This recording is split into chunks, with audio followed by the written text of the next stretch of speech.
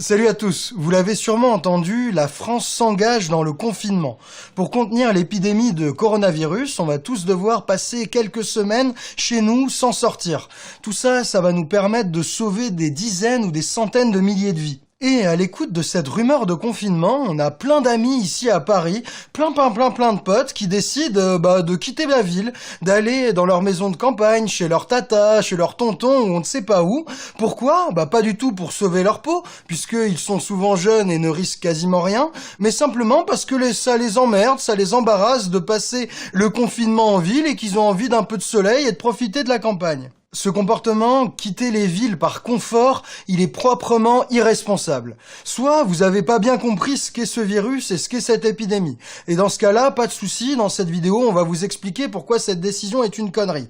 Mais si vous comprenez ce qu'est le virus et comment il fonctionne, alors cette décision, c'est vraiment de la merde. Ceux qui partent aujourd'hui ou demain des grandes villes, des grands foyers où il y a beaucoup de contaminés, pour aller dans des plus petits villages ou des plus petits endroits, ils auront vraiment des morts sur la conscience. Même si vous n'avez pas l'impression d'être malade aujourd'hui, quitter la ville, aller à la campagne, ça peut faire de vous le mec ou la nana qui va amener le coronavirus dans un village, dans une vallée ou dans un coin où il n'y était pas jusqu'à présent.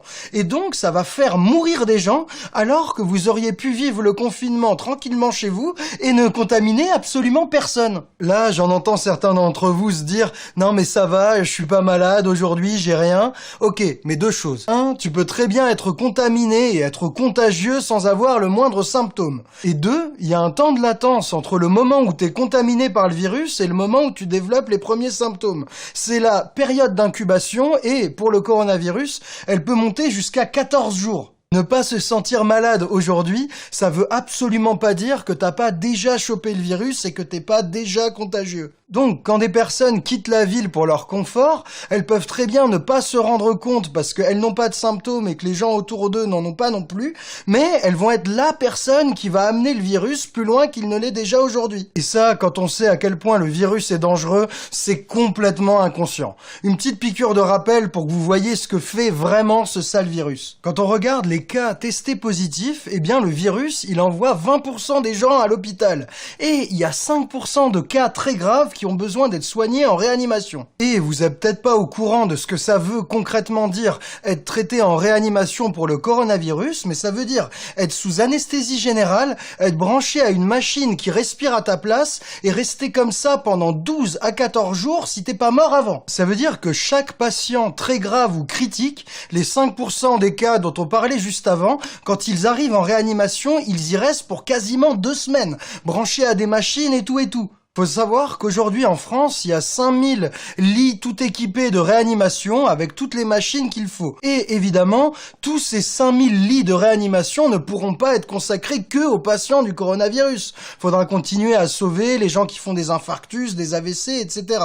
Ça veut dire que, avec l'épidémie, nos 5000 machines de réanimation, ils vont rapidement pas suffire si chacun reste 14 jours branché. Bien sûr, les hôpitaux vont tout faire pour se réorganiser, en poussant un peu, en ramenant des lits de chirurgie, en mettant à disposition les salles de réveil. Ils vont peut-être un peu faire augmenter ce chiffre des 5000, mais ils vont pas faire des miracles. Dans quelques jours ou dans quelques semaines, et ça, tous les spécialistes le prédisent, on va devoir refuser des gens en réanimation. Et ça, c'est grave, ça veut dire qu'on va devoir dire « toi tu vis et toi tu meurs ». Cette situation dramatique, elle est déjà en cours en Italie du Nord et elle commence à arriver aujourd'hui dans le Haut-Rhin. Donc, ce coronavirus, c'est du sérieux. On s'en rend peut-être pas compte aujourd'hui, mais dans 15 jours, vous verrez, tout le monde saura que ce truc tue et est extrêmement dangereux. Bref, casser le confinement parce que j'ai pas envie de rester 3 semaines dans mon appartement, c'est risquer de mettre un gros coup d'accélérateur à l'épidémie. Si vous me croyez pas, réfléchissez.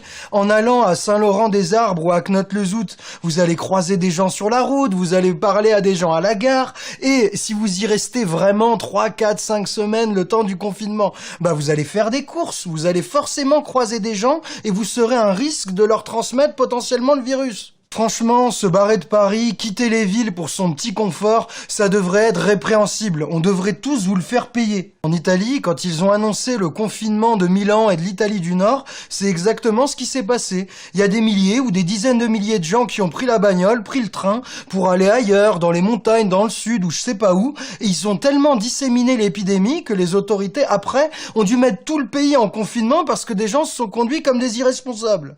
On n'est vraiment pas obligé de faire les mêmes erreurs. Donc, tous les Parisiens, tous les Strasbourgeois, tous ceux qui s'apprêtent à quitter leur ville à Paris ou dans le Grand Est pour passer le confinement au soleil, mais reprenez vos esprits. Ne soyez pas le mec égoïste qui va amener le virus plus loin qu'il ne l'était déjà. Si l'idée de vous barrer vous a traversé l'esprit, franchement, on vous comprend, on vous juge pas. Mais maintenant, vous en mesurez les conséquences. Et si, malgré ça, vous décidez de partir et de prendre la route, eh bien, faudra vous regarder en face. Faudra arriver à regarder votre reflet dans le miroir quand vous verrez les médecins refuser des gens en réanimation et les laisser mourir. Bref, restez chez vous, ne risquez rien, matez des vidéos, réapprenez à lire des livres ou à faire des activités créatives et partagez cette vidéo parce que si vous connaissez des gens à qui ça a traversé l'esprit de prendre la route, de prendre le train pour amener le virus ailleurs, c'est le moment de les avertir pour qu'ils ne fassent pas cette erreur monumentale. D'ailleurs, nous, on va faire pas mal de vidéos sur le coronavirus, on compte informer au maximum